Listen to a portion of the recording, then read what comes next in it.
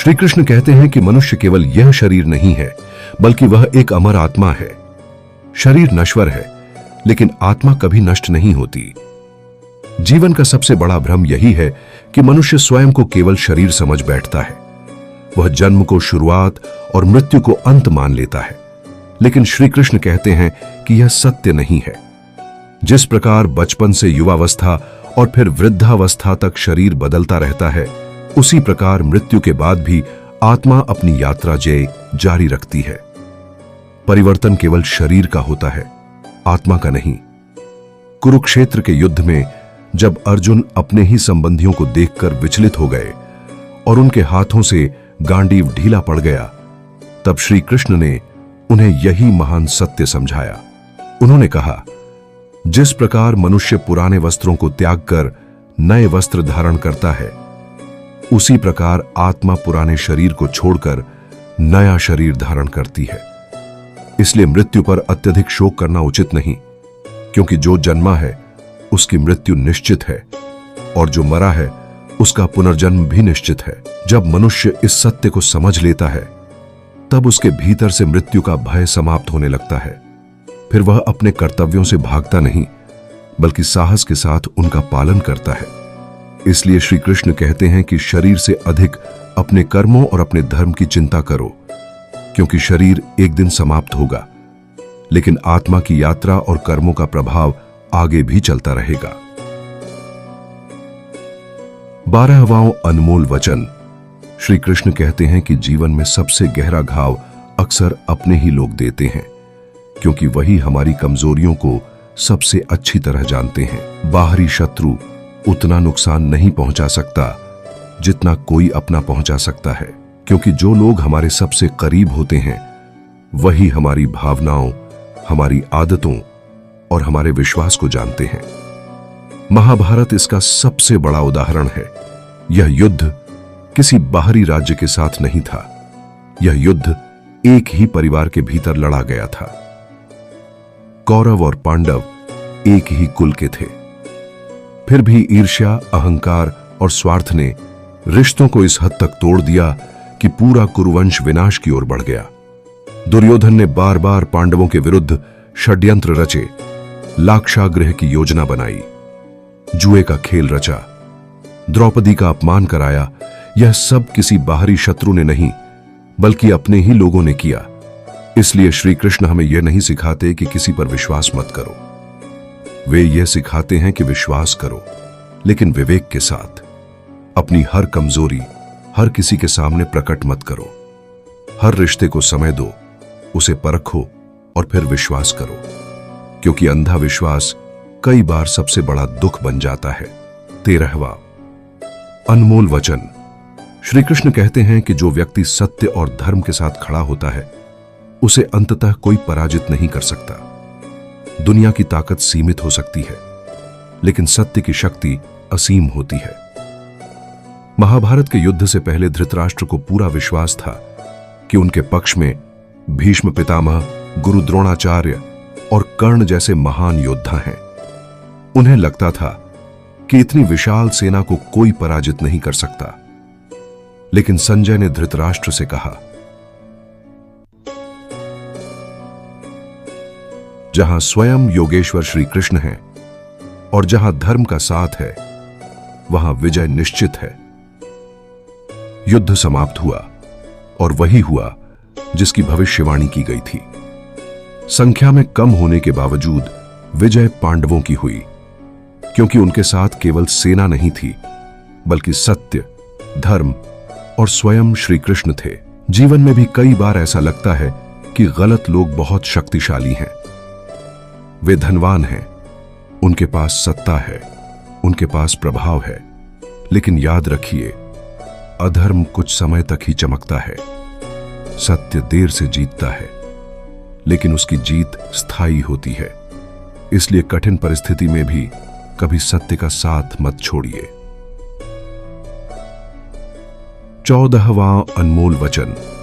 श्री कृष्ण कहते हैं कि यदि मनुष्य के भीतर दृढ़ संकल्प और आत्मविश्वास हो, तो संसार में कुछ भी असंभव नहीं है। असंभव शब्द परिस्थितियों से नहीं, बल्कि मनुष्य के डर से पैदा होता है। बहुत से लोग किसी काम की शुरुआत ही इसलिए नहीं करते क्योंकि उन्हें पहले से ही असफलता का भय होता है, लेकिन जो व्यक्ति पहला कदम उठा देता है उसके लिए रास्ते स्वयं बनने लगते हैं। एक राजा को सूचना मिली कि शत्रु की विशाल सेना उसके राज्य पर आक्रमण करने वाली है। पूरे राज्य में भय फैल गया। दरबारियों ने हार मानने जैसी बातें करनी शुरू कर दी, लेकिन एक बुद्धिमान मंत्री ने कहा, यदि युद्ध निश्चित है तो डर कर बैठने से कुछ नहीं होगा, साहस के साथ आगे बढ़िए। राजा ने भय छोड़कर युद्ध की तैयारी की।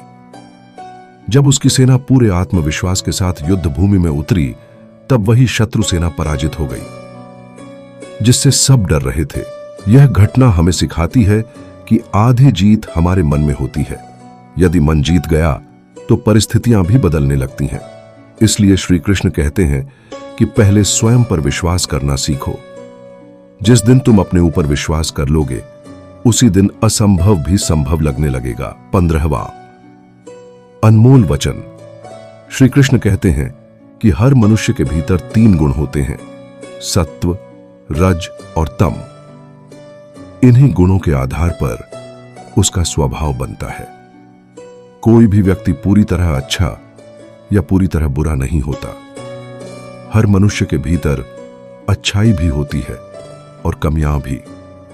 अंतर केवल इतना होता है कि वह किस गुण को अधिक बढ़ावा देता है। यदि सत्व गुण बढ़ता है तो मनुष्य शांत, दयालु, सत्यवादी और विवेकशील बनता है।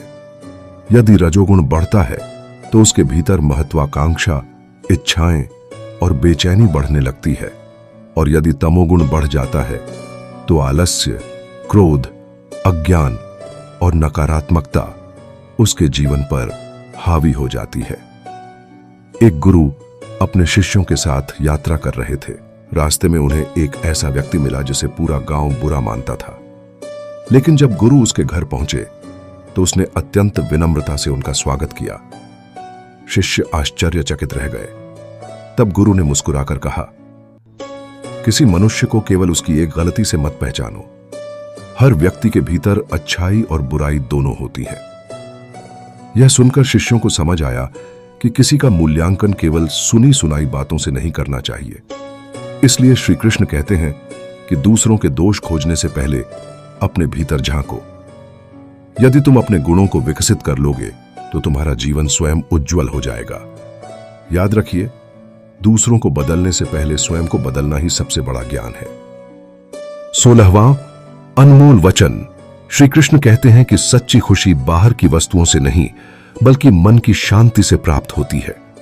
आज संसार का लगभग हर व्यक्ति यह सोचता है कि यदि उसके पास अधिक धन, बड़ा घर, ऊंचा पद, महंगी गाड़ी या सारी सुविधाएं आ जाएंगी तो वह सबसे सुखी इंसान बन जाएगा।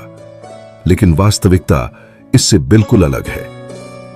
जैसे ही मनुष्य एक इच्छा पूरी करता है, उसी क्षण दूसरी इच्छा जन्म ले लेती है, फिर तीसरी, फिर चौथी। इच्छाओं का यह सिलसिला कभी समाप्त नहीं होता। यही कारण है कि बहुत कुछ प्राप्त करने के बाद भी अनेक लोग भीतर से खाली और अशांत रहते हैं। एक बार एक व्यक्ति अत्यंत गरीब था। वह दिन रात यही सोचता रहता था कि यदि उसके पास बहुत सारा धन आ जाए तो उसके सारे दुख समाप्त हो जाएंगे। समय बदला, मेहनत रंग लाई और वह बहुत बड़ा व्यापारी बन गया।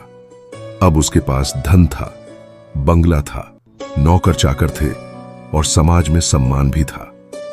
लेकिन आश्चर्य की बात यह थी कि अब उसकी चिंताएं पहले से कहीं अधिक बढ़ चुकी थीं। पहले उसे रोटी की चिंता थी, अब उसे अपना धन खोने का डर सताने लगा। पहले वह चैन की नींद सोता था, अब पूरी रात तिजोरी की चिंता में जागता रहता था। एक दिन वह एक संत के पास पहुंचा और बोला, गुरुदेव, पहले मैं गरीब था लेकिन खुश था। आज मेरे पास सब कुछ है, फिर भी मैं अशांत हूं। संत मुस्कुराए और बोले, तुमने खुशी बाहर खोजी जबकि वह हमेशा तुम्हारे भीतर थी।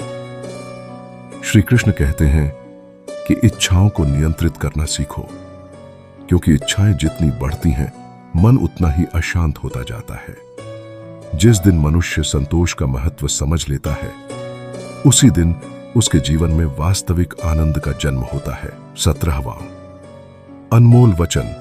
श्री कृष्ण कहते हैं कि अपने कर्मों पर ध्यान दीजिए, लोगों की राय पर नहीं। इस संसार में हर व्यक्ति की सोच अलग है। यदि आप हर किसी को खुश करने की कोशिश करेंगे तो अंत में स्वयं को ही खो देंगे। लोग आपकी प्रशंसा भी करेंगे और आलोचना भी करेंगे। आज जो व्यक्ति आपकी तारीफ कर रहा है, वही कल आपकी आलोचना भी कर सकता है।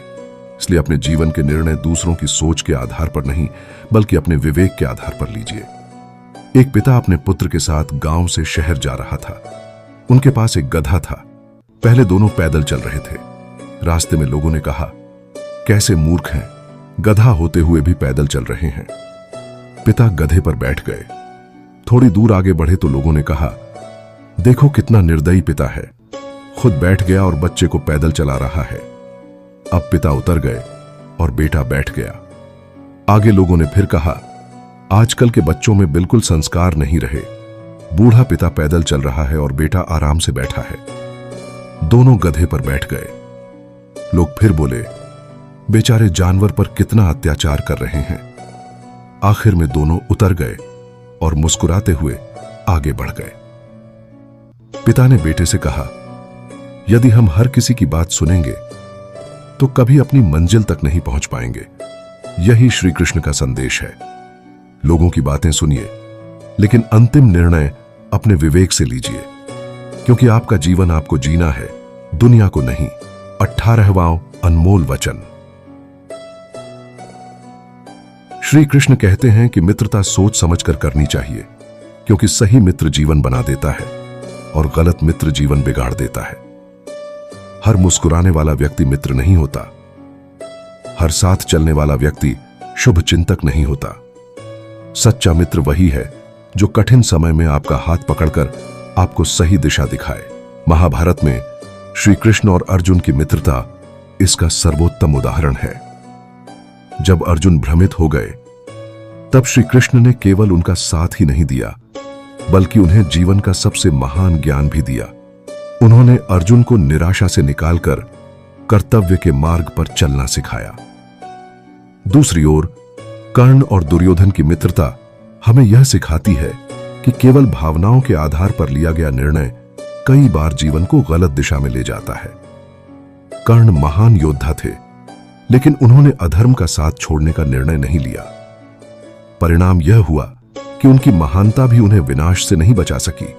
इसलिए श्री कृष्ण कहते हैं कि मित्र वही चुनो जो तुम्हें सत्य का मार्ग दिखाए, जो तुम्हारी गलतियों पर ताली न बजाए, बल्कि तुम्हें सुधारने का साहस रखता हो।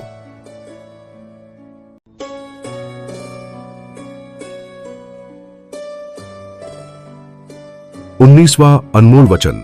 श्री कृष्ण कहते हैं कि जीवन में किसी भी चीज की अति अंततः विनाश का कारण बनती है।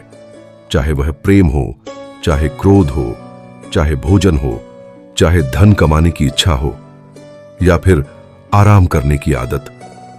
हर चीज जब सीमा से बाहर चली जाती है, तब वह लाभ नहीं बल्कि हानि पहुंचाने लगती है। एक संत अपने शिष्यों को शिक्षा दे रहे थे। उन्होंने पानी से भरा हुआ एक पात्र सामने रखा, फिर उसे जोर जोर से हिलाया और पूछा, क्या तुम्हें इसमें अपना चेहरा दिखाई दे रहा है? सभी ने कहा, नहीं गुरुदेव। कुछ देर बाद पानी शांत हो गया। संत ने फिर पूछा, अब क्या दिखाई दे रहा है? सभी ने कहा, अब सब कुछ बिल्कुल साफ दिखाई दे रहा है।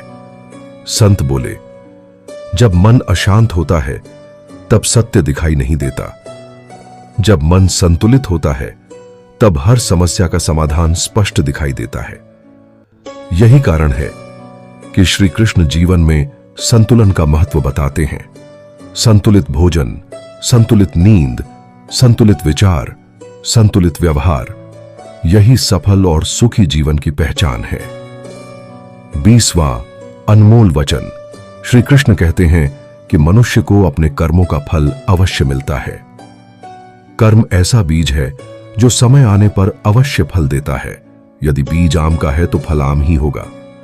यदि बीज कांटों का है तो फूलों की उम्मीद करना व्यर्थ है। एक गांव में 2 किसान रहते थे।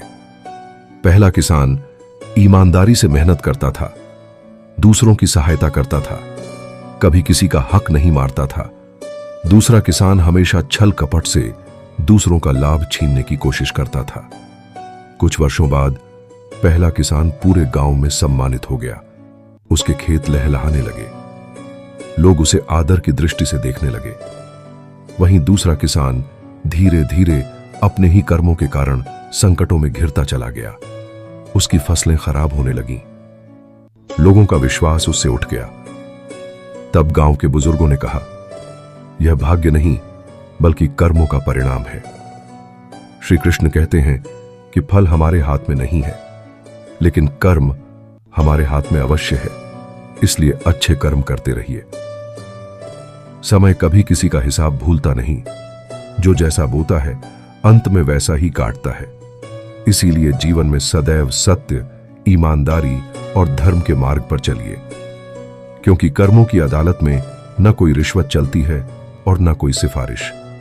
वहां केवल कर्म बोलते हैं और कर्म ही मनुष्य का वास्तविक परिचय बनते हैं। आगे की अनमोल बातें हम आगे की वीडियो में सुनेंगे। जय श्री कृष्णा।